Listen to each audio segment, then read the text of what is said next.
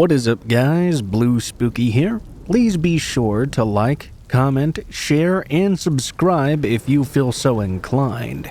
If you end up enjoying this video, doing any of those helps the video to do well and the channel to do well, and ensures I can continue making this content daily for many years to come. If you guys have any thoughts about the video, please be sure to share them in the comments below, as I always read all of them, even if I don't always get the chance to respond to them all. Last but not least, if you guys would like to support the channel further than you already do just by watching, liking, subscribing, and all that, please be sure to check out the join button somewhere around the subscribe button. If you click on that, it will let you join the channel membership for as low as $2 a month, and you get special access to emoticons you can use when you comment, and special icons that appear next to your name as well. No content will ever be locked behind the paywall, it's just something extra you can do if you'd like to support the channel further. Without further ado though guys, we'll get right into the stories, and I hope you guys enjoy them. Have a great day. This happened a few days ago, and I'm still pretty shaken up about it. On Friday afternoon, I got a call from my friend named Sarah, asking if I wanted to meet her and another friend named Lisa at Dunkin Donuts, as we hadn't seen each other in quite a while. The Dunkin Donuts was a 15-minute walk away from my house, so I decided I would walk there instead of driving. Besides, the weather was very nice that day. I got there and found where Sarah and Lisa were sat, so I went to join them. As we were chatting and having fun, I noticed my sister Elena was sat at a table in the corner of the room with her friend Jess. I excused myself from the table and went over to them. My sister and her friend are both 18 years old for reference. My sister still lives with my parents, whereas I live alone. They were sat at a table with 3 seats, so I went to sit down and catch up with both of them.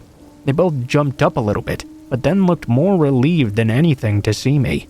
Immediately, Elena whispered to me, "Don't look now, but the guy in the blue shirt over there, I think he's following Jess and I." I glanced over and saw a middle-aged man sat at a table facing away from us. He's passed our table a good 5 times in the past 20 minutes to go to the bathroom, but he always walks slower whenever he passes us by, she continued. I told them they were most likely just being paranoid. Surely there was nothing to worry about. For their peace of mind though, I offered to leave with them, so they wouldn't feel as worried. I walked back over to my table and explained the situation to Sarah and Lisa. Both of them laughed it off and assumed my sister to be paranoid. Literally only a minute later though, I saw the man get up from his seat and start walking towards the bathroom. My eyes followed him, and sure enough, he walked extremely slowly past Elena and Jess. In fact, it was almost comical how obvious he was. Both of them looked in my direction, and I nodded to show them that I had seen what he was doing. About 5 minutes later, I went into the toilets myself. On my way, I passed by them and whispered to them I was ready to leave whenever they were. They both agreed they were ready to go right now. I was just going to go to the bathroom real quick, and we could leave right after I'd done my business. Elena had come in her own car, so she was going to give me a lift back as well. I went into the toilet stall, did my business, washed my hands. I was walking down the corridor back into the main eating area when both of them rushed to me. I asked them what was wrong, and they explained another man had joined that strange creeper, and both of them had been pointing and staring at them. They rightfully felt unsafe. We walked back to the eating area. I put my money on our table and explained to Lisa and Sarah that I was taking off. I would explain what was going on when I got home.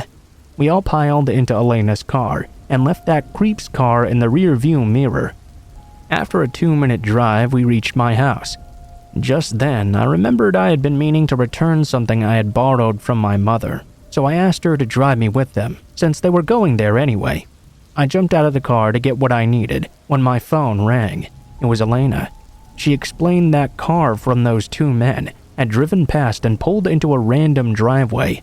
The driver of the vehicle was for sure the creep from Dunkin Donuts. I looked out my window. Sure enough, there was a car there which didn't belong to the owner of that house, parked right in their driveway. I ushered the girls into my own home and locked the door tight. I instructed Elena to take a photo of the car and its license plate, and I told Jess to call 911, as she gave the operator more information about the man than I could. Elena took the photos, and we sort of gathered around Jess as she was speaking to the operator. She had just finished telling the story. I heard the operator assure us the police would be at my house soon. A few minutes passed by, and there was a loud knock at the front door, followed by a voice shouting through it. "It's the police! Open up!"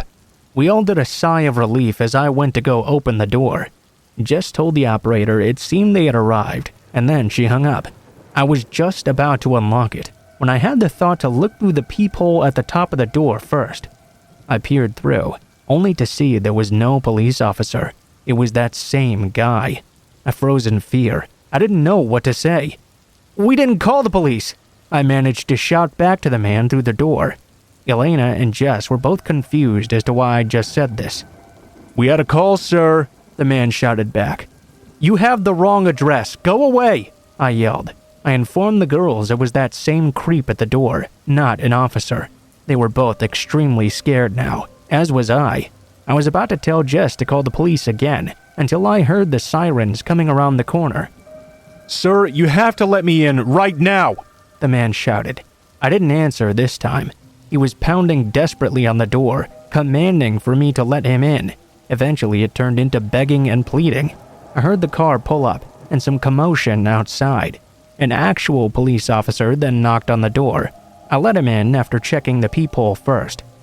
The officers took the man into custody, while another officer took Elena and Jess into the dining room for some brief questioning. I called my parents and Jess called hers as well. Both were here extremely quickly once we told them everything that happened. The man was found with a kitchen knife on his person and some other weapons in his car as well. Who knows what could have happened if I hadn't looked through the peephole first.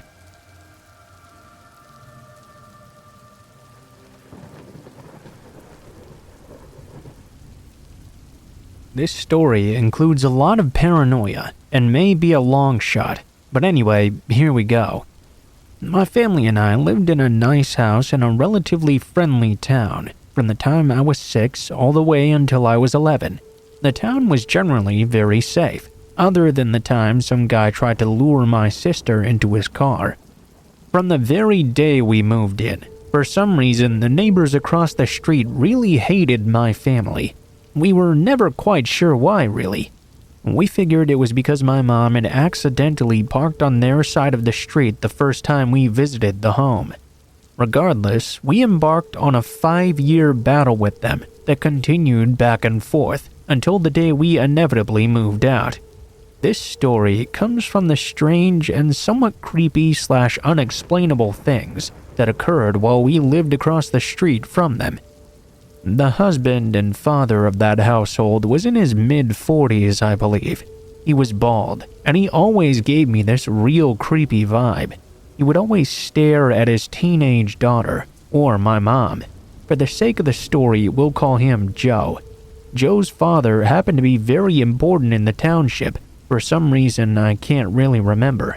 This meant that Joe pretty much thought he ran my street, the neighborhood, and basically anything within a 2-mile radius of his home. He really did whatever he pleased. This included taking my mom's parking spot, cursing and yelling at us, staring at us, and giving us dirty looks as well. He accused us of messing with his things all the time too, but we always just tried to ignore him. Of course, we hadn't touched his vehicle or any of his other stuff, but he seemed willing to do anything to make us move out. About 1.5 years before we eventually did leave that street, things took a turn for our little feud. My mom was the type of person to just wash things off as a joke, so she would constantly make fun of his accusations and petty insults. That was until he installed cameras. He claimed to the cops in our area that the cameras were to prove that we were in fact messing with the cars. The only issue with his story was this. The cameras did not face his vehicles or in fact any piece of his property. They faced directly at our house all the way across the street. This meant none of his property was even in frame. To make matters even worse, one of his cameras was pointed directly through my window. I was only 10 at the time, mind you. So from that point on, my mom made me keep my shades down and curtain closed at all times. Other neighbors who had been friends with him in town told us they had gone to his house and seen the video footage in which he seemed to be spying on me. I still get chills just thinking about that. As if those cameras weren't bad enough though, there were various points in time in which our basement would be broken into and holes would be drilled into the pipes. We had doors outside that led to our basement stairs, but no matter how much we locked them, the breaking in and drilling never stopped. Eventually, we even had to nail wooden boards to that entrance to seal it up. A few months before we moved, my mom had come home from the store late one night to see someone jumping over the fence that separated our yard from the street. The guy stayed in his car, and instead of driving away, just stared at her through the window. To this day, my mom is convinced all these things were Joe, pulling them to get us to leave. Well, sure enough, in the end, they worked.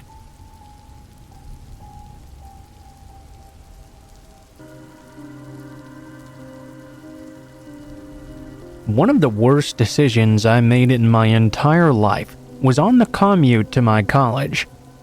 At first, it seemed like a really good idea, as I drove 5 miles to the train station to take it into the city. I could do any last-minute studying on the train, which I took much advantage of. Once I got into the city, I'd just take the bus to school. It sucked having to get up so early to do all of this, sure, but it was worth it in the end. Or at least worth it up until the worst thing happened. My car stopped working. I didn't really know enough about cars in order to fix it. I also didn't have enough money to take it to a mechanic either. Even worse, I didn't have any family in the area that could loan me money or drive me over to the train. I was also past the point where I could drop any classes either. If I didn't find a way to get to school, I would be failing them this semester. After racking my brain about how I was going to get there, I realized I really only had one choice now.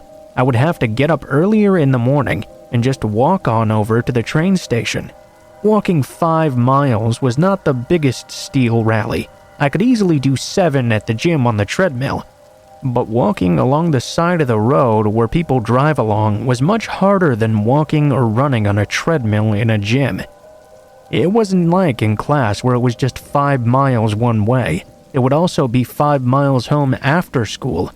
But I didn't really have a choice now, did I? The first few days were not that bad, really. Although when I got home at night, my feet were like lead bricks in my shoes. By the time the first week came around, it was beginning to get to be too much. I had one late class on Thursday too, which meant I would be walking 5 miles in complete darkness. At least it would be somewhat easier than walking with the burning sun, I supposed. When I got out of the train that night, I set out to walk home like usual. My feet were already throbbing and sobbing before I even got out of the parking lot. There weren't many cars in the road, which I actually found to be quite a relief. It was sort of embarrassing to have to be walking home alone like that. After I'd gotten about a mile down the road, though, I was feeling pretty terrible. What seemed to be the best possible thing happened right at that moment. A black luxury car pulled off the road and onto the shoulder. The driver rolled down his window and asked me if I needed a ride. I was so happy and relieved. I of course accepted. He motioned for me to hop in the passenger side. I went and got in, and he had me buckle up my seatbelt before he drove off. Although I really appreciated this ride, I had to admit the whole situation was rather uncomfortable. Being in the car with someone I didn't know at all, he was actually much bigger than me too. It was not a pleasant feeling. The man asked me where I was going, and when I told him, he nodded. He asked me what I was doing walking around so late at night in the middle of nowhere. I explained my whole situation to him. He nodded. He knew where we were going and told me he had been in the area for quite a while. After this short talk, the man basically stopped talking to me altogether. He just stared straight ahead and didn't speak another word to me. It was kind of unnerving, actually. I felt like I should try to talk to him at least a little bit, considering he was doing me a really huge favor right now. But it seemed like he didn't want to have anything to do with me. Therefore, I just kept quiet and looked forward the entire rest of the ride as well. Though very short, it was dreadful. It seemed like much longer than a 4-mile drive. I lived down a road with a few other houses on it, and everyone had already gone to bed by the time the car pulled up. I pointed my house out to the man. He drove me to it, but stopped before he got to the driveway. When he pulled over, I was very eager to get out of the car and be on my way. I grabbed my book bag with my right hand and was about to get out when the man finally reacted to me. After I opened the latch, the man, who was absolutely huge, reached over with his right hand and gripped my wrist tight. He grabbed it so hard it actually started to hurt a lot. I cried out in pain. I looked over to the man, who I now saw had a completely crazed look in his eye. I asked him to please let go of me, and he just began to laugh at me. I struggled against him, and he held me very firmly in place. I was freaked out now. I wasn't sure what to do in this situation. "Please stop it," I asked the man. "The ride wasn't free, you know," was all the man said. To my horror, while he still held my wrist firmly, probably giving me bruises, he did something even more terrifying. He reached down with his left hand, and he slowly undid his fly. My eyes grew as large as plates while I watched. The guy reached into his pants. I yelled at him to stop and tried to tell him I wasn't gay, not that it mattered at all. I also tried yelling for help, but the houses on my street were so spread apart it was unlikely anyone would come to my aid. With strength much greater than mine, the man started moving my hand closer to him. I kept on trying to pull away, using every bit of strength I had. It was really starting to hurt now with how firmly he was holding me. I dreaded the idea of even having to touch this guy, but not knowing what else to do, I did the only thing I could think of. I was still trying to pull away. Part of the strength was used to keep trying to move my wrist down as well. In a flash, I shifted my force downward, along with the force he was already using to move my hand. It ended up with him slamming his own fist right into his balls so hard that he yelled and let go of my arm. I was pleased. Thankfully, I hadn't had to come into any kind of contact with him. I immediately grabbed my things and jumped out of the door and made a mad sprint to my house. As I tried to grab my keys out, I looked behind me. I saw the man struggling to get out of the car as well. Fortunately, I was able to get my keys out and get in the house before the man could get to me. I grabbed my phone and screamed that I was calling the police. He hopped in his car and took off like a bat out of hell. I breathed about 20 sighs of relief in that moment. The following day, I put up an ad on a school bulletin board advertising for a rideshare on the way home. I found one so quickly, in fact, that I kicked myself for being stupid and not having simply done that before.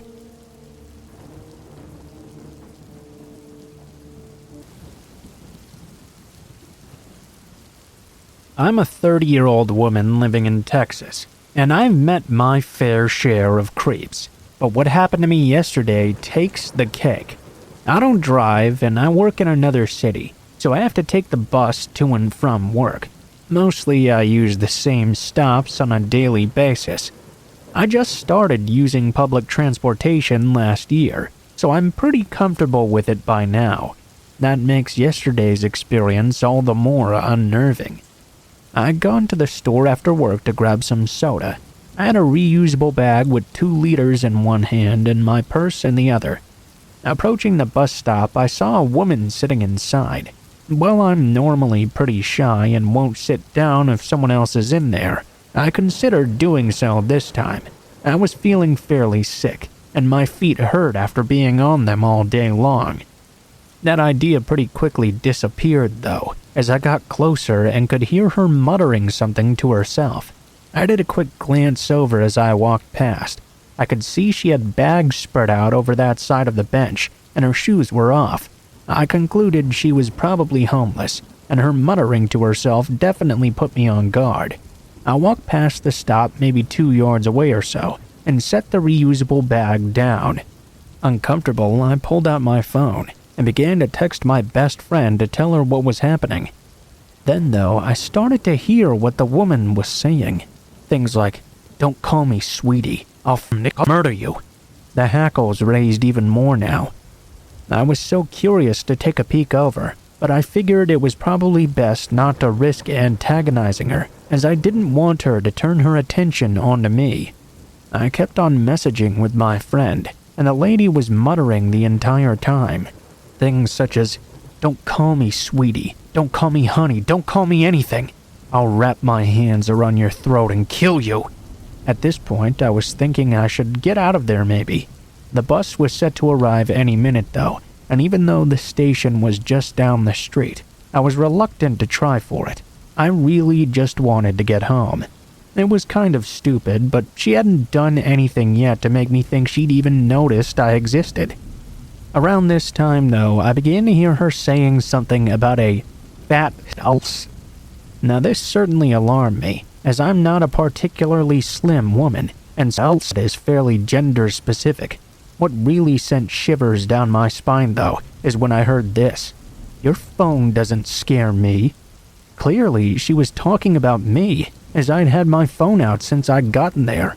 Just as I was about to grab my bag, I looked over to the side. She was now just outside the shelter, staring at me with a look of intense hatred.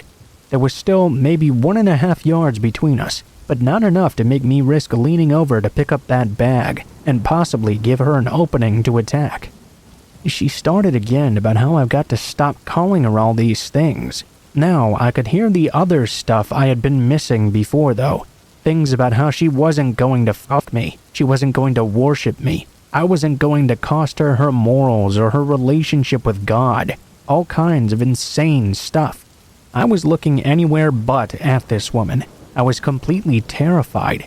She started to talk about murdering me and wrapping her hands around my neck. She sat back down, and I idiotically was frozen to the spot. I felt like I didn't even dare to lean over, even now that she was a safe distance away. This was taking place next to a very busy road as well, that connected directly to a highway. It gave me a false sense of security, I suppose. She kept up her muttering, staring at me the whole time. I slowly came to the conclusion that my bus was not coming anytime soon. Now I was in near tears.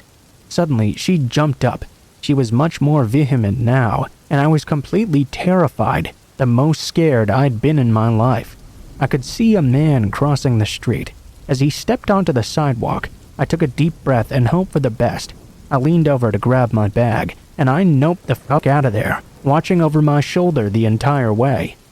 I walked over to the next bus stop and immediately called the police, who connected me to the right department. I told them what happened, although my physical description wasn't very good. I'd hardly even glanced at her after all because I was really worried about antagonizing her. Not long after, a family member happened by and gave me a ride home. Turned out I didn't have to bother with the bus at all. My brother lives in an apartment complex just down the road from that stop, and he told me she'd been sleeping there for about a week. He had a minor encounter with her last night, so I guess in the end they didn't find her. She was gone this morning though, and still gone this afternoon, so perhaps someone else complained.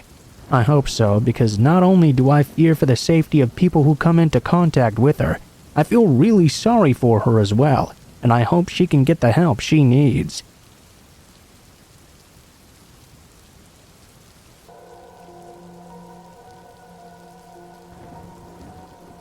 I'm a fairly small 18-year-old girl, and this happened on a Saturday night literally just last week. My friend Leia and I attended a football game, but somewhere through the night we got pretty bored. We decided to head to a haunted house with our friends Tara, Dawson, and Emma instead. It was a haunted corn maze, and we had a blast, honestly. Eventually, though, the night started to wind down, and me, Leia, and Terry decided to go back to Terry's dorm room so the hangout could continue for a bit longer. We had dyed Leia's hair and were currently watching a movie when we heard 3 loud slams echo on the door suddenly. Terry's roommate went to go and check who it was. We heard someone grunt, then saw a man whom none of us recognized shove their way past the door and into the bathroom. We were all completely confused. We poked our heads out the door, only to see Terry's roommate laid out on the floor. The man had pushed him to the ground, just to enter the common area of the room. All of us agreed we had no idea who this person was. We started laughing together and making jokes about the situation, because that's just how we coped with it at the time. Terry's roommate went to go tell the front desk that someone had come into our room and started taking a shower. Again, it was a Saturday night, so we assumed this man must just be drunk or something, and perhaps had the wrong room. Eventually, though, we started to hear rustling in the bathroom and loud scratches and bangs coming from the door. We started to get a bit scared at this point, so we locked ourselves in Terry's room together. Eventually, we heard the bathroom door burst open, and we all turned toward the locked door to this room. We jumped as the man began to slam on the door with his fists. He was breathing so deeply and heavily, we could hear it from the other side of this thick door. Leia and I screamed as the banging got louder and louder. He began to throw his entire body weight against the door. Terry was in the back corner of the room as they were starting to spiral into a panic attack. We had no clue what was going on. At first, we thought it must just be a drunk guy, but no guy who's hammered out of his mind has enough coordination to take a running start into a door. Finally, the banging stopped. We thought the man must have left for a moment, but we didn't dare leave the room to check. It was silent for a whole 3 minutes before a weird scratching noise started on the door. It sounded like the man was scraping his fingernails against it, like a dog trying to be let into a house. "Let me in," he whispered. "Please, let me in, please! I know you're in there! Let me in, damn it!" He began to yell and slam against the door again. How was no one else in this dorm floor hallway coming to help us? Fear was crawling up my body. I didn't know what to do. I have a stress disorder I take medication for, and this was not the ideal situation for me to be in. I slid down the floor and wall and sat on the floor with my head in my hands to try and calm myself. It had been 10 minutes since Terry's roommate went to get campus security. We finally called the front desk of the dorm as well. Apparently, they had already called security the moment my roommate had gotten down there, so why was it taking them this long to get here and help? The man continued to try and break down the door for another 10 minutes. Just as we really thought he was going to break through, and the hinges were starting to shake. About 25 minutes after we'd initially asked for help, campus security finally arrived. They sat the man down and started to have a conversation with him instead of taking him out of the dorm room. At this point, I was pissed. What if we hadn't been in a place where we could lock the door? What if we were outside or something? Would they still have taken 25 minutes to show up? The man told them he hadn't been drinking or smoking or doing anything, that he was completely fine. They continued to question him, only to have him get more and more violent. Finally, they had to escort the man out when he began to fight with one of the cops. We could hear everything through the door. The campus security finally knocked, telling us it was safe to come out now. When we opened the door, something fell off and hit the floor. The cop's eyes widened as he realized what it was. It was a pocket knife that had been lodged into the door. Not only did these idiots take 25 minutes to show up, they didn't even check the man or the surrounding area to see if there was a weapon. What a joke. Leia started to cry as we left the room. The security decided to check the rest of the dorm room. Lo and behold, they found a crumpled up ball of tinfoil with what looked to be bugs in it. What a great investigative job. The dude was out of his mind or something with a pocket knife, and all they could say was have a safe night before leaving on their way. Safe night my ass. We were all complaining to the campus next week about how the situation was handled, mainly because I know this man is still there. I saw him walking down the road just yesterday, like nothing had ever happened. Man, f campus security, and f that methed out man.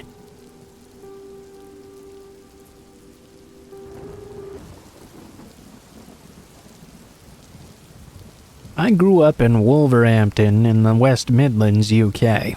I was around 12 years old at the time, and let's just say I didn't have the easiest of upbringings. I was smoking, drinking, and staying out late around this time of my life. I was bunking off school as well. My mom was at work, and it was late morning time around 11 a.m. or so. I wanted to go buy some cigarettes, but as I was well under the legal age, I had to hang around outside the shop and ask strangers if they would take my money and purchase them for me. About 1.5 miles away from my house, there was this little shop called the Spar. It was on a fairly busy road. A row of hedges lined one side, with a gap that led into the field beyond, and houses on the opposite side. I was standing 10 paces from the shop, waiting for people to walk past so I could ask them to purchase my cigarettes. I usually second-guessed if they would be willing by how they looked. I asked a lady, maybe mid-40s, shoulder-length blonde hair, black business trousers, pink elbow-length jumper. She looked like she smoked, but she said no. I asked a guy, maybe mid-50s, shaved brown hair, wearing blue jeans and a white shirt. He just ignored me. I was getting pretty desperate by this point, and decided upon asking anybody that came by. At this point, I saw a rather disheveled-looking man trundling down the road toward me, just past the row of hedges. He was wearing dirty dark brown suit trousers and a buttoned-up dark brown dirty velvet jacket. He had a black bowler hat on and kind of limped as he walked. As he got closer to me, I was trying to suss out if he looked like the type that would possibly purchase a 12-year-old cigarettes. I noticed, though, that the man was probably homeless, possibly in his late 50s or early 60s. I figured, though, he probably smokes. Why not ask him? What's the worst that could happen? As he approached me, I gave him the usual lines. "Excuse me, mate, would you be willing to go into that shop and grab some cigarettes for me?" He stopped and thought for a moment. "How old are you?" "I'm 15, almost 16. "All right, which ones do you want?" He held out a dirty hand. I handed him my money and asked him to get me 10 sovereign. I had the exact change. He walked into the shop. I'm waiting outside, very excited. I was finally about to get my cigarettes and could go home and chill out before I had to leave the house again and make it look like I'd just arrived back from school. He came out and handed me 20. I was miffed, to say the least. "But I only gave you enough money for 10. I started panicking because I didn't have extra money to give him. At this point, he hooked my arm in his, holding me very tightly to his side, and started to walk back toward the hedge-lined road. All the while, he was telling me I could make up for not having the extra money for the cigarettes by doing other kinds of work. I was kind of stunned at this point. My mind went blank. I guess I was in some sort of shock. He led me through the gap in the hedges and into the field, all while talking non-stop, my arm tightly locked into his. He was telling me I could come to his house and help him fix the roof tiles or something. I was in silent shock still. The field was huge. I could see it led into even more and more fields. I could hear the cars behind me getting more distant. I couldn't see any houses for miles. It was all just open fields. He was still talking to me, but I was not taking in anything he was saying. My mind was starting to race. I realized I had to get away right now. He was still holding my arm very tightly. I suddenly and violently pulled back, my arm ramrod straight. It slid out of his grip quickly, and he went flying forwards and landed in a heap on the floor. I took a big step backward and almost fell. I was terrified at this point. The man was laying on the ground, groaning and holding his leg like he was in a lot of pain. "What'd you do that for? You really hurt me. Help me up! Help me up!" He was holding his leg and holding his hand out for me to grab him. I didn't know what to do. I was looking this disheveled man right in the eye laying on the ground, groaning like he was in pain. But something about this situation didn't sit right with me. My gut was telling me to run right now. Why would I help him up? "I bought you those cigarettes, didn't I? I helped you out. Why'd you do this to me?" I took another step backwards, all the while looking into his green eyes. All of a sudden, he stopped groaning and asking for me to help him out. He pointed his finger at me, looking me dead in the eyes, and said, "You're a smart girl, huh?"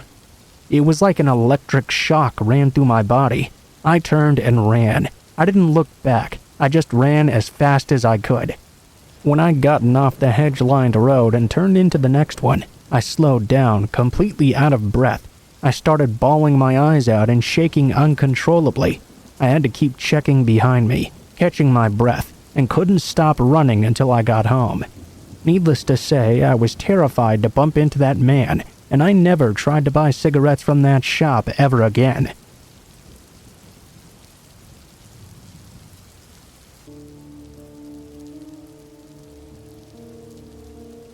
I had to walk by a graveyard every day to and from the train. It had never been something that bothered me before, though. Even in the fall and winter when it got dark earlier, it never bothered me. I never quite understood why it was that people were inherently scared of graveyards. I mean, technically, they're supposed to be religious places, right? I just never got it. I took the train to and from school because I went to a school in the next town over. The school was much better there, and my parents paid extra to have me go. I also made it onto the football team there as well. This meant I was usually coming home late during the fall due to practice. I'd gotten very used to walking by that graveyard each time, and as I mentioned, it never really bothered me. I was coming home from high school, a senior when this happened. It was late one fall evening. It was already really dark outside. It was also pretty chilly too. I recall my breath even making a fine mist as it exited my mouth. I was shivering a bit because I was only wearing my leather jacket, and it wasn't really the thickest. I stopped though when I heard a voice call out, very faint and very desperate. "Help me!" I looked around because the voice seemed to be coming from inside the graveyard. That caught me completely off guard. As I looked around the graveyard, at first glance I didn't see anything. After a moment though, I saw a shadow quickly hide behind a large tomb. I didn't know what to think of it. It was October and Halloween was coming up soon, so it would make sense that other kids would be trying to pull off pranks in a graveyard. I tried to put it out of my mind a bit and kept on walking. I didn't get more than a couple of steps further though, when a very desperate "Help me!" came across the graveyard once again. I stopped walking, torn between thinking it had to be someone trying to play a prank on me and wondering if someone might be in some sort of real trouble. I'm a pretty big guy myself. I doubted any young kids would be stupid enough to try and prank me, and if it wasn't a prank and someone really was in some sort of danger, I couldn't live with myself later if I just let them be, simply because I thought it wasn't real. I looked back in that graveyard by the tomb. I didn't see anything there this time. I decided to cautiously make my way over to it, just to see if something really was going on. If it was just a prank, I figured I'd just berate those kids who were playing it. I stepped over the very small fence and made my way into that graveyard. There was at least a paved path in there, which made me pretty happy. I wasn't afraid, like I mentioned, but I did hold them in regard. I didn't want to be disrespectful and walk all over someone's grave or something. I couldn't hear the cries for help any longer, but I figured that whatever I was looking for would be coming from that tomb. It was the general area the voice had been coming from, and it was also the area I'd seen the shadow moving by. I cautiously made my way over. When I had gotten just around to the tomb area, I heard another noise further off in the graveyard. Looking in that direction, I could make out 3 distinct shadowy forms hiding amongst the graves. There wasn't really enough light to make out anything other than their shape. They were all standing behind the gravestones, peeking out at me. I was concerned at first, but all they were doing was staring at me. I have to admit it was very eerie. They didn't move at all for a while, almost like they were statues. Even with my eyes adjusted to the dark, I couldn't really make out much besides silhouettes. I waited with bated breath, trying to see if they were going to make any moves. After a few moments, even though there were 3 of them and only 1 of me, something must have convinced them to just leave, because all 3 of them took off and ran back through the graveyard. At that point, I was convinced it must just be a prank. It must have been one of those 3 people calling for help and trying to lure me further in. I shook my head at the lameness of this joke and turned to walk back to the sidewalk. When I turned around though, I noticed now that the lock on the tomb was broken. This agitated me quite a bit. Who would disrespect the dead like this? I almost walked away, but I began to worry that the sound had been coming from inside that tomb.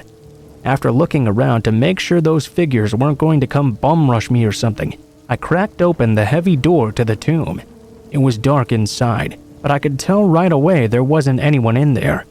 What I saw, though, was even worse in my estimation. The coffins in the tomb had been broken open, and the bodies had been taken out and ripped to pieces. There were bones and skulls strewn across the ground of the tomb. They had been placed in some sort of circular pattern on the ground, with more parts forming a circle inside that one, and so on.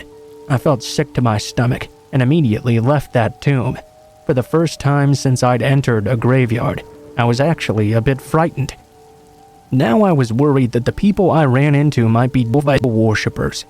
Even if they weren't, you obviously have to be pretty sick to desecrate a grave like that. I was wary on my way out of the graveyard, and the rest of the walk home had me very on edge. I was expecting to run into those 3 shadowy forms again. Who knew what they'd be up to? I had my parents call the police when I got home to report that vandalism. As far as I'm aware, though, nothing ever came of it. No one was ever caught, but every time after, as I walked by that graveyard on the way home, I swore I could see those 3 figures peeking out and staring at me as I walked by the graves.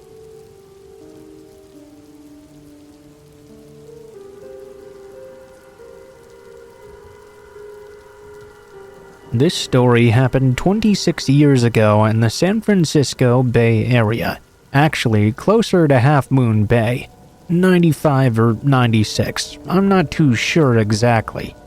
It was late on a Friday night. I was living in the Bay Area and going to graduate school soon. It had also been a very busy week. My roommates all decided to go out clubbing to celebrate, but I decided I was just going to stay home and relax and wind down a bit. It was probably around 10 or 11 at night, too late to really do anything I found fun. I got a wild hair and decided I would drive over to the ocean. I was living in Castro Valley, and I had been to Half Moon Bay a few times before, so I decided that would be a nice relaxing drive. About an hour and a half at night, but why not, you know? I'd go over and go for a walk on the beach at night for a little while and just chill in the ocean breeze. By the time I got there, it was getting pretty late, around 1 a.m. or so. What I hadn't realized is they actually locked up the parking lots at night so you could not go down to the beach in your car. Ah, dang. I started heading south on Highway 1 instead. I passed a few other pullouts, but they all had locked gates as well. Instead, I went up this hill where there was a dirt pullout. I thought I could at least hike back down the hill to reach the beach. It was only a couple 100 yards below after all. Obviously, I'm not one to get scared very easily, since I was out doing this all alone at night. This wasn't even the first time I'd done something like this, nor would it be the last either. After hiking down the hill about 30 feet or so, I stumbled into a patch of briars. I tried to keep going, but it was really tearing me up. It was really dark as well, so I couldn't really avoid them. I decided I'd just head back to the car and find a better spot to climb down. By the time I managed to make it back up to the top of this hill, though, I just about poked my head over, and I could see there was now another car parked right beside mine. Weird, I thought. My gut immediately told me something was off here, so instead of going to my car right away, I hunkered down behind the hill and just sort of watched. It was really, really dark out, overcast as well.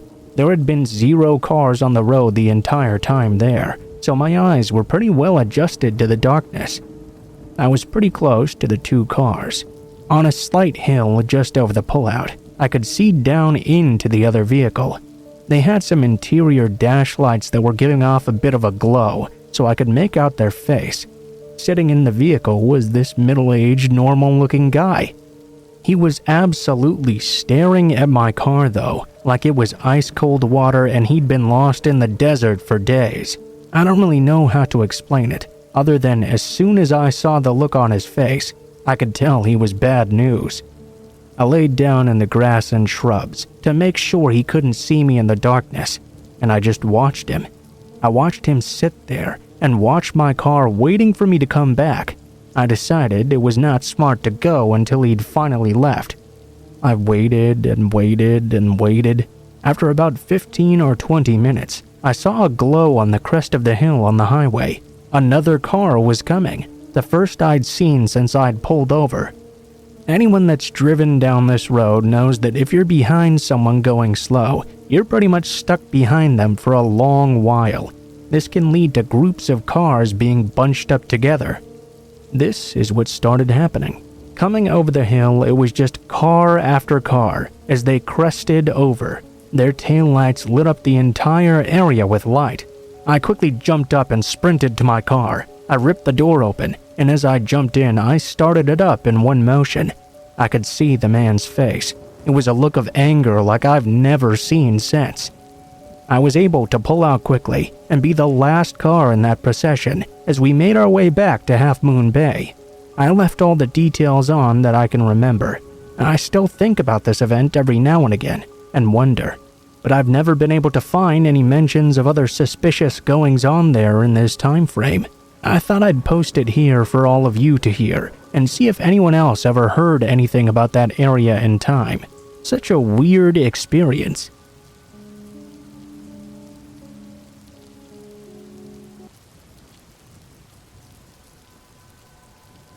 Hey guys, before this first story gets started, I wanted to go ahead and let you know that there is some animal cruelty and animal death in this first story. So if you're not comfortable with that sort of thing, you can go ahead and take a look in the comments or the description below, and there will be a timestamp for you to skip ahead to the second story. So go ahead and do that if you're not comfortable with that sort of thing. Thanks for the understanding.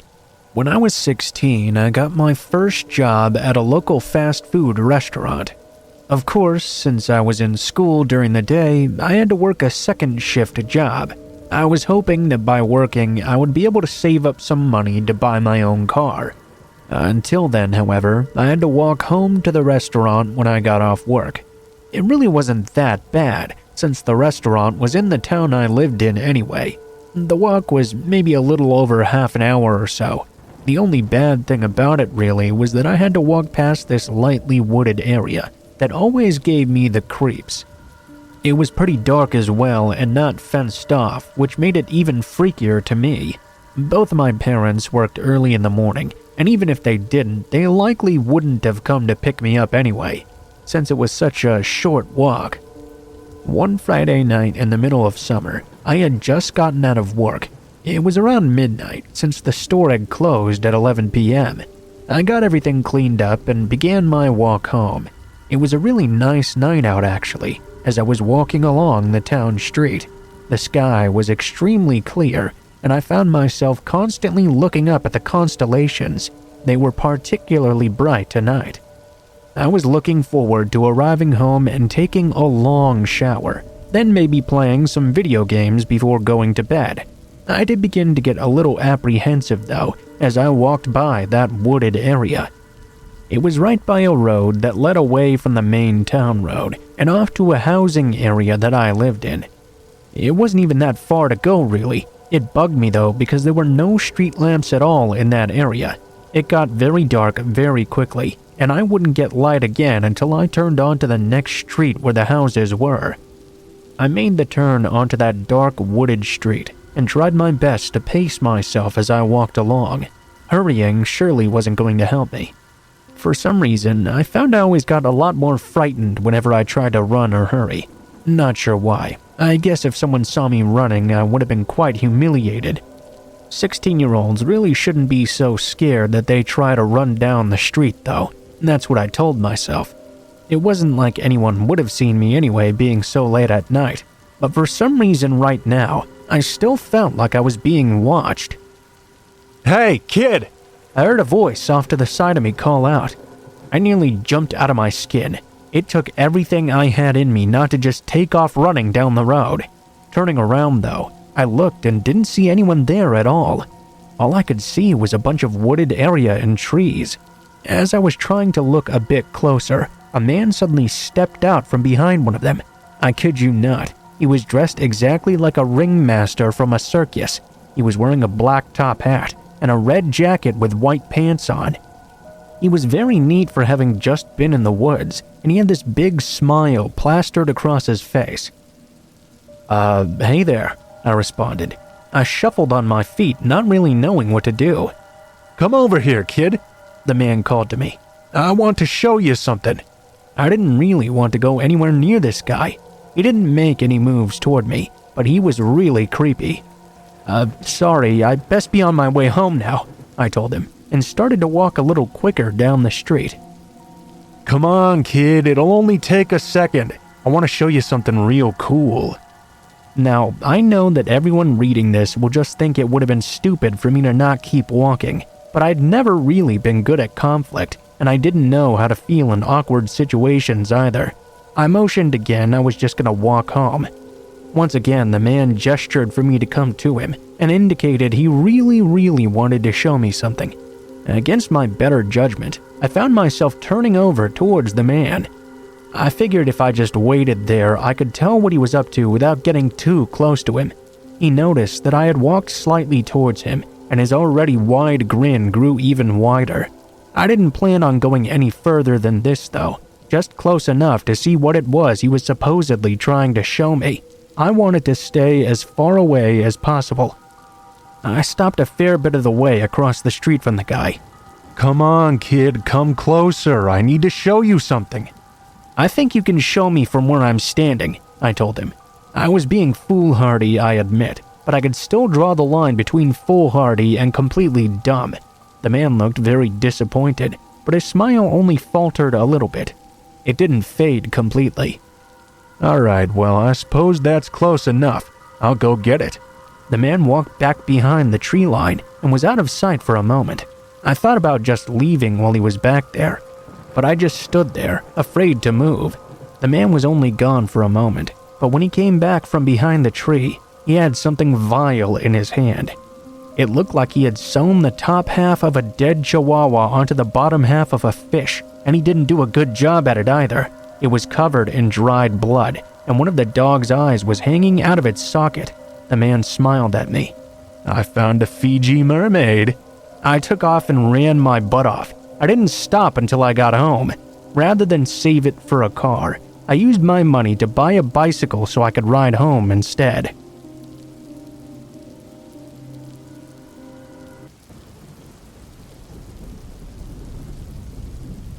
Just for some background, I'm a male and currently 25.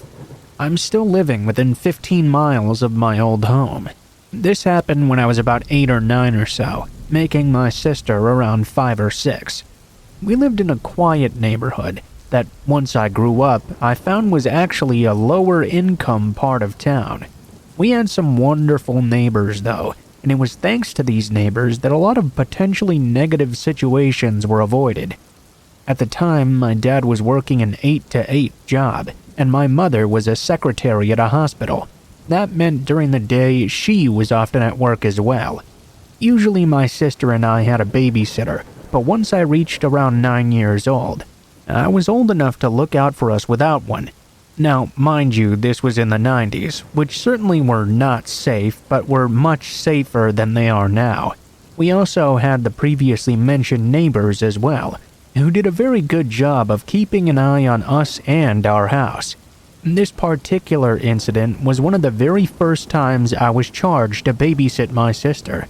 She was in her high chair eating whatever Mom had left for us when I got a knock on our front door. Now that was quite strange, since we never got visitors on a regular basis, other than the boy across the street who would want us to come out and play every now and then. Usually though, he'd yell my name while knocking. I was young and naive though, so I decided to open the door and see who it was. There was a locked screen door just beyond that anyway, and I'd left that closed and locked. What was the worst that could happen? Outside, I noticed there was a middle-aged man. I can hardly even remember his facial features or even his body type. I just remember his yellow shirt and dirty jeans. "Can I help you?" I asked innocently. No alarm bells going off yet. "Oh, hey there. Are your parents home?" Alright, that was the first alarm. My parents had taught me not to trust strangers. I still didn't quite fully grasp the potential danger here yet though. My mom went to the store. She'll be back any minute now. A weird half-lie. I could have said she was there but in the shower, or she was laying down upstairs or something. I'm glad I didn't tell him she wouldn't be back for quite a few hours though. Looking back, it's quite scary how naive I was. Well, that's no problem. Hey, so, look, my dog went missing, and I think it went into your backyard. You mind if I come in and we can go check it out together? I may have been dumb, but I was not that dumb. There was no way in hell I was letting this stranger into my house, especially with my little sister there as well. She was my first priority. Sure, I also didn't want any harm to fall on me, but she was my baby sister, and it was my job to keep her safe right now. I should have closed the door right then and there, but once again, I went with a less safe but still not totally dumb route. Well, maybe the gate's unlocked. If you want to go check the backyard, I guess you can try. I promptly closed the door in his face. Now, of course, I was very curious if there was actually a stray dog in my backyard. Dogs are great after all. Even with that weird guy being around, I was pretty interested to see how his search in the backyard would go. I decided to go check the back window and see if there actually was something back there, and if the man would catch it. At this point, I'm sure you've figured out that there was no dog. When I looked out the back window, I could see almost the entire yard, including the gate. The man was not there either. This was mere moments after I'd closed the door on him, so maybe I should give him a bit more time to come around. I waited for a few minutes, but he never showed up. After about 5 minutes, there was another knock on my door. This time, I was much more wary. I didn't like this guy. I was pretty tired of this whole ordeal. I kept the chain on the door and cracked it open. So, you find your dog? I remember his tone was quite desperate, as well as a bit annoyed now. No, I looked all over the yard and I couldn't find him. I have a picture in my car if you want to take it, just in case you see him around. No more. I didn't understand the concept of it, but I certainly understood I was not going to go anywhere outside the house with this stranger. I told him he could just leave it in the mailbox if he really had one, and we'd keep a close eye out, once again slamming the door in his face. What follows is what really creeps me out to this day. Looking back, I'm freaked out I came that close to exposing my sister and myself to danger, but this really scared the shit out of me. Suddenly, there was more knocking on my door, but not the screen door separating the front door itself. Like I mentioned previously, the screen door had been locked. I wasn't sure how he'd opened it, but it freaked me the fuck out. I took my sister to my bedroom and crept back out to the kitchen, where I could see out onto the front yard.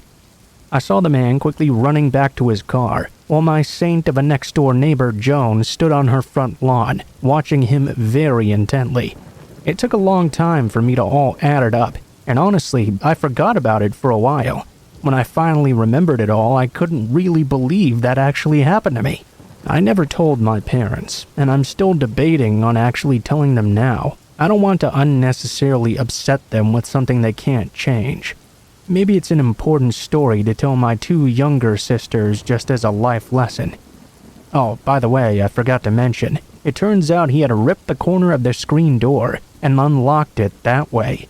My dad had thought it was wear and tear or us kids being kids, but in the end, we found out it was sabotage.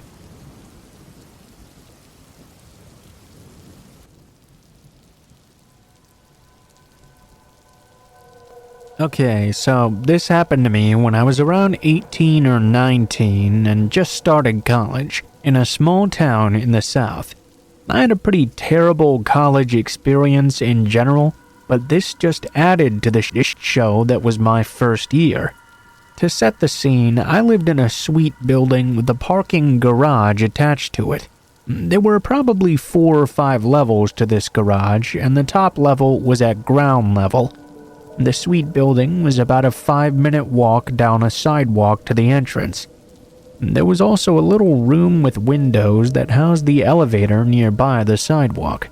My boyfriend at the time lived off campus, and I hated being on campus so much that I spent a lot of time at his house in a neighboring town. I did have an 8 a.m. class though, so I would usually at least go back to my suite at some point in the night or early morning if I could. One night, I'd just gotten back at around 2 a.m. The parking garage was pretty full on this night, and I had to park at the furthest end of the building, closer to the ramp that went down to the lower levels. I'm terrified of being inside parking garages for long times, so usually I'd always park at the top. It was pretty dark out. I would also usually call my sister or my boyfriend if I was spooked. This night was pretty normal though, so I didn't really feel the need to bother them yet. I was almost to the sidewalk when I noticed someone in the little room where the elevator was. They had been hidden behind a wall, but after I passed them by, I saw them emerge. It seemed he'd come out as soon as he thought I wouldn't notice him, since I wasn't able to see him through the windows there. I didn't get a great look at him, but I could tell it was a middle-aged man. I found it quite odd such a person would be on campus so late at night, and in the building where there were mostly only young people and freshmen as well.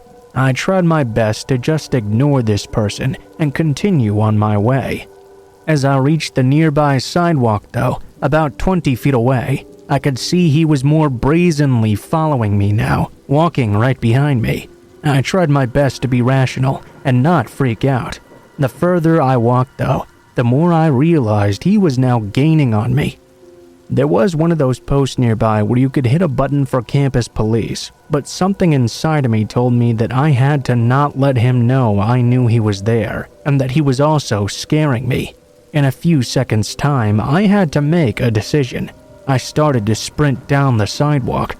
Right from behind me, I could hear him pick up speed and start running on the pavement as well. He was chasing me. There were 3 entrances to this building. Usually I used the furthest one because my room was on the far side of the building. As soon as I got to this first entrance though, I swiped my card as fast as possible, threw open the door, and slammed it shut behind me. The man was right there, right on the other side of that door. He made eye contact with me for a while, then turned and sprinted the other way and out of view. I was so fucking scared that night, and still to this day. I wonder what his intentions really were. Probably for the best I never had to find out. The very next morning, I woke up to an emergency email about a strange man that had been spotted on campus the previous night. Still gives me creeps whenever I think about it.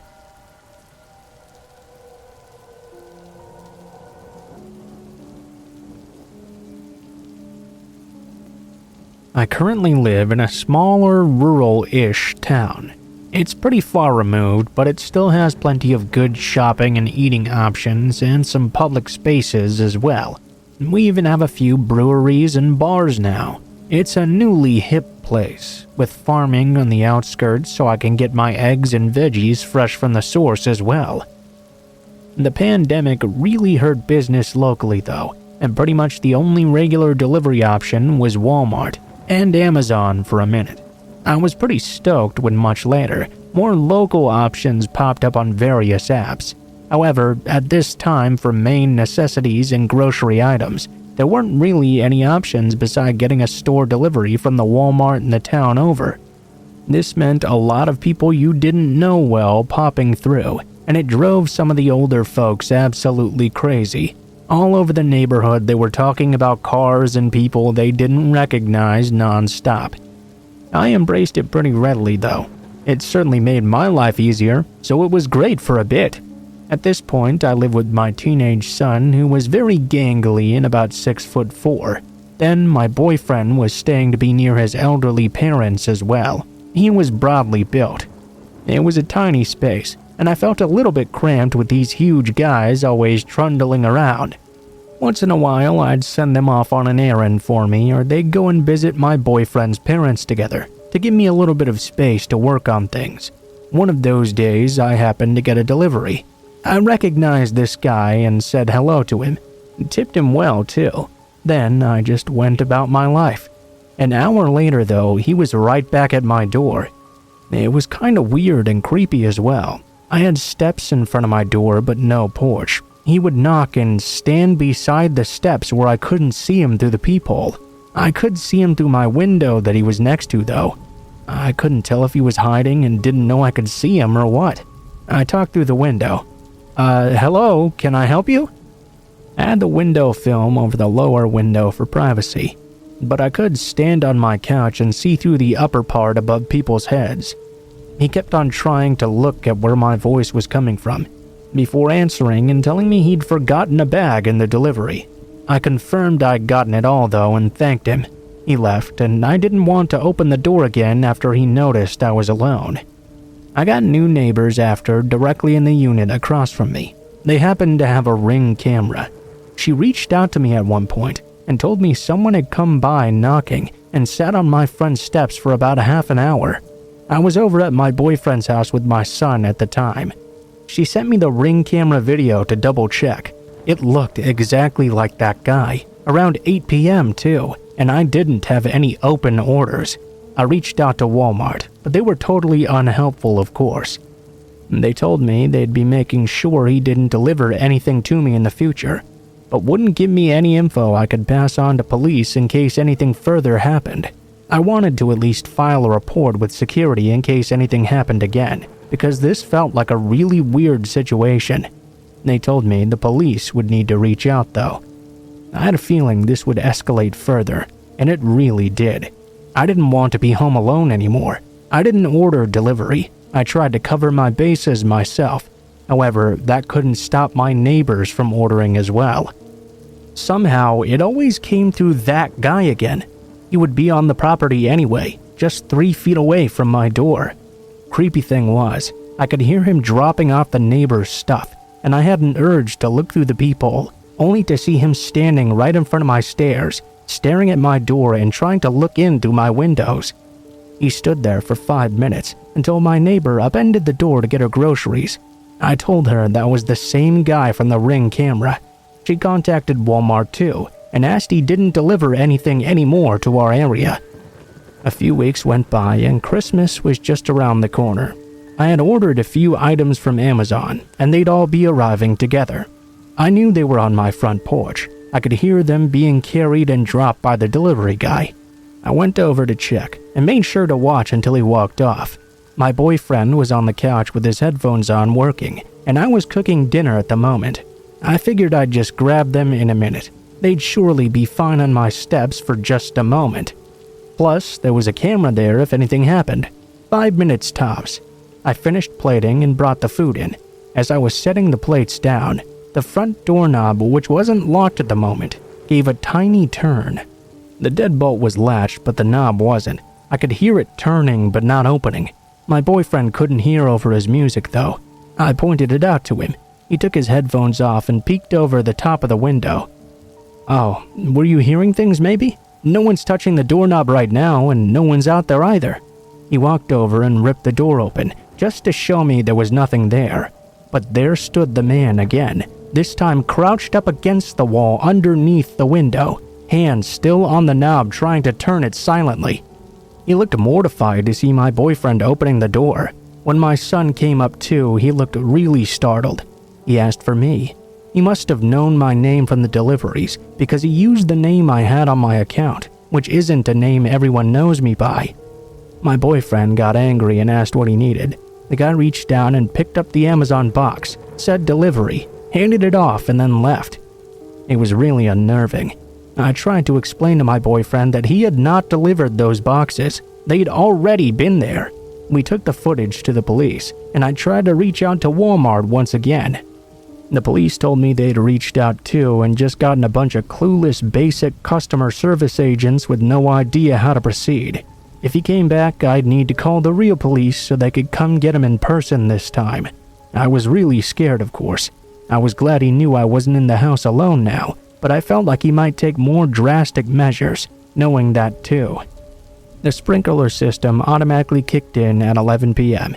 It cycled through the plot of land for about an hour. It started at my bedroom wall, which faced the parking lot. By midnight, it had gone around the entire space in tandem and reached the front lawn space to the right of my front door. I was in bed when I heard it click on. It was usually noisy because it hit the gravel too. It made a lot of sounds. When it switched off to the next area, I heard a strange shuffling.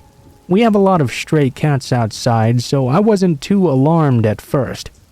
There's one window at the side of my home that faces the front lawn spots, but it's blocked off by a large entertainment system.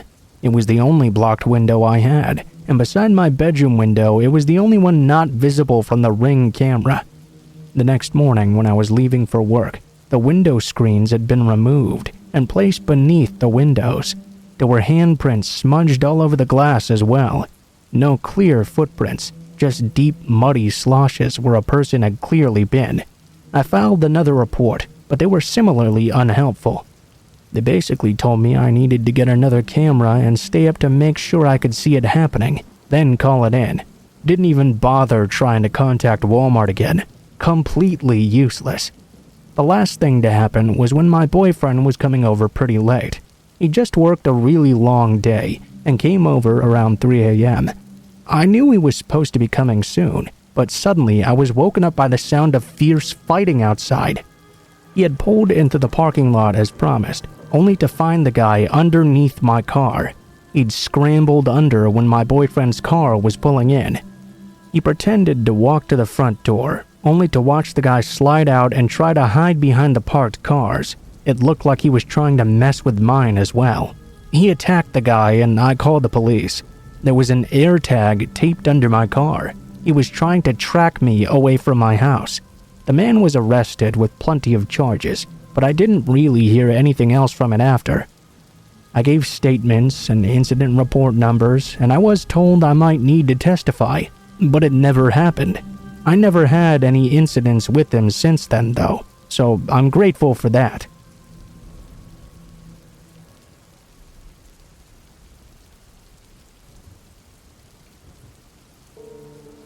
This just happened to me a few nights ago, and I'm still shaken up, so please bear with me. I'm a female bartender at a small cafe that doubles as a venue. During the day, we serve coffee and lunch, and at night, we have a full bar with bands, comedy shows, and the like. On this particular night, there was an open mic comedy show. Not a lot of comedians showed up, mind you, so we ended up closing up shop early, and I was just about ready to head on home. I had one patron come in and order a single beer during the comedy show. He was acting somewhat nervous, but being a female bartender, I get a lot of male customers that are shy, or don't really want to talk to women anyway, so I didn't really think too much about it. He sat down, sipped his beer, and casually watched the show. Since we'd closed up early, everyone was pretty much gone now. I wanted to lock up and clean so I could just get on home. After I escorted the last couple out of the bar and got ready to lock up the door, I saw the man from earlier walk down the back hallway and into the men's restroom. Not even a minute after I'd seen this, he burst through the door yelling in a panic. "Hurry, come back here! I need help right now!" I stood at the opposite end of the hallway and asked him what was wrong. "The toilet is overflowing. There's water all over the place. You have to help me." I could tell something was wrong right away. "It's okay, man, it happens. I'll just mop it up later. I'm trying to close up right now, so could you get out of here?" He continued to argue with me though, trying to get me to come into the bathroom with him as I stood about 20 feet down the hallway. The man ran towards me very aggressively once he got fed up and tried to grasp at my arm. "You need to come back here now," he said. I immediately put my hands out in front of me so he couldn't come any closer, and I told him he needed to leave now. He walked outside without much trouble, surprisingly, and I locked the door behind him. I checked the bathroom only to see it was completely spotless, no water on the floor at all. I flushed the toilet and the urinal just to make sure, and they were both working just fine. I started to get a bit nervous. I took my large pocket knife and clipped it to the waistband of my pants just in the worst case scenario. As I'm cleaning our espresso machine and putting toppers on the liquor bottles, I hear a faint tapping noise. I look up at the front of the store, which is one big window that had a few curtains covering it. The same man was still there, tapping on the window and waving at me, laughing like a maniac. I watched him walk over to the door and begin to tug on it. It didn't open, of course, since I'd locked it right after he left. He started to scream and slam on the glass. "Open the door. I'm gonna kill you." Fight overcame flight at this point. I walked around the counter and about 6 feet from the door. I pulled out my knife and locked eyes with him. "I'm calling the cops, so you better get out of here." The man smiled and walked out of view of the window. At this point, all of my adrenaline just crashed. I locked myself in the office and called 911, crying, explaining I was alone and a man had just tried to lure me into the bathroom. He was still outside trying to make his way in. I waited an hour and a half for no police to show up. I had to call my boyfriend, and he drove to the shop instead. My manager watched the security cameras from home to make sure the man didn't come back. I did the night's deposit and immediately drove home, my boyfriend following behind me. My male busboy has been coming in to work with me ever since, so at least I'm not alone. The managers have also been very firm on keeping an eye on the security cameras while I'm working, so that's good at least. The police never showed up, by the way, nor did they call me back to make sure I was okay.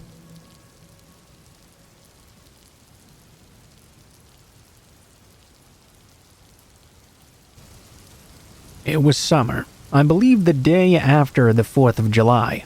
My husband and I were in the middle of a cross-country road trip. We were driving through Texas, and for any of you who've driven across the entire state, you know it's very long and very barren. Sometimes we'd go hours without seeing anything at all. The towns we did pass through didn't consist of much more than a rusty old gas station and a few dusty little houses. Looking out the window, you would swear you were driving through the same 5 miles of desert over and over again. I had just started to get a bit of a headache, and my husband suggested I take a quick nap to get rid of it. I remember allowing myself to doze off as I watched the beautiful colors of the desert sunset. The slowing of the car woke me up at some point, and the first thing I noticed was how dark it was. I believe it was now 10 p.m. or so. My husband had stopped at a gas station with a small shop. He told me he was going to grab us some food and asked if I needed to use the restroom. Knowing I might not have another chance for quite a while, I went to the shop to use the bathroom. Both the men's and women's were a little hauled down from the open area of the shop. I was groggy and tired and realized how badly I needed to go, so I quickly shuffled my way into the restroom. As I made my way the short distance from the door to the nearest of the 2 stalls, I made eye contact with a woman coming out of the other one. She didn't quite look homeless, but she was definitely messy looking. She had wild gray hair, almost shoulder length, if it hadn't been sticking out every direction from her head. It looked like she hadn't had a shower in weeks. She was wearing ragged-looking clothing as well, a pair of ill-fitting black workout shorts, and I remember noting her foam flip-flops, several layers on top, one of them being a large purple and green coat. Keep in mind this was Texas in July. She was also carrying something tied up in a plastic grocery bag. I gave her a quick smile as our eyes met, and she just stared at me in return. Then her face turned wild and intense looking. Her eyebrows furrowed as if she was angry, and her eyes had a wild look. She almost looked at me like she was hungry, and this is when I first felt the twinge that something was wrong. I tried to brush it off though. She waddled over to the only sink, and I took my time shutting the stall door. Something about her posture in front of the mirror struck me as odd. I was trying to figure it out. She was standing with her body angled toward me, but her face turned toward the mirror. Her body was tensed as well, as if she was about to pounce into action. I wasn't sure why, but I felt uncomfortable in that moment. I'd regretted leaving my purse and cell phone behind. I shut and locked the stall door, and took my sweet time using that toilet. I wanted to wait until she was gone before I left the safety of that stall. I even stayed there long after I had finished, but I could see the woman was still there. I waited even longer. Finally, I heard the smacking of her flip-flops as she made her way over to the door. I heard it open and slam closed. The door was pretty heavy, and slammed the same way it did when I had entered. I stayed for a moment, and allowed the wave of relief to wash over me before I reached out for the lock. Then though I paused, only fingers away from unlatching it. I stayed completely silent, so I could manage to confirm what I'd thought I'd just heard. Yes, breathing. The woman had only pretended to leave. At this point I was scared and confused. Why was she trying to trick me into thinking she'd left, only to stick around and be silent as possible? Something was very wrong here. I stayed in the stall even longer, feeling trapped. This time it must have been at least 20 minutes, but I had no way of knowing for sure. I could tell from the direction the breathing was coming from that she had positioned herself in the far corner, right next to the door, far enough away that I couldn't make out her feet. Finally, I heard her leave. This time I even waited a few minutes to make sure she didn't try that trick again. I slipped out of the stall, quickly washed my hands, and rushed down the hallway back to the store. It was pitch black outside. I had no idea where she was, but she couldn't have gone far. A large man was checking out at the register, so I waited near a window display until he left the store and quietly slipped out just behind him. Sure enough, crouched right outside the front door was that same woman. She seemed surprised for a moment before she stood and turned away, walking very quickly around the side of the store. My husband was waiting in the car and asked me if I was okay, since I'd taken so much longer than usual. I told him I would tell him all about it once we were away from that store. People I've told this story have many theories. The two most common were that she was a junkie that wanted to mug me, or that she worked in sex trafficking or something. I'm open to any of your theories. I tried to see if there was anything in the news from around that time, but I couldn't figure out exactly where we were when this happened.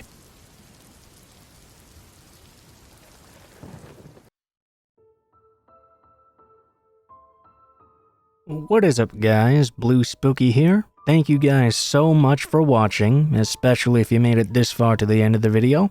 If you liked the video, please be sure to like, share, comment, and subscribe if you feel so inclined.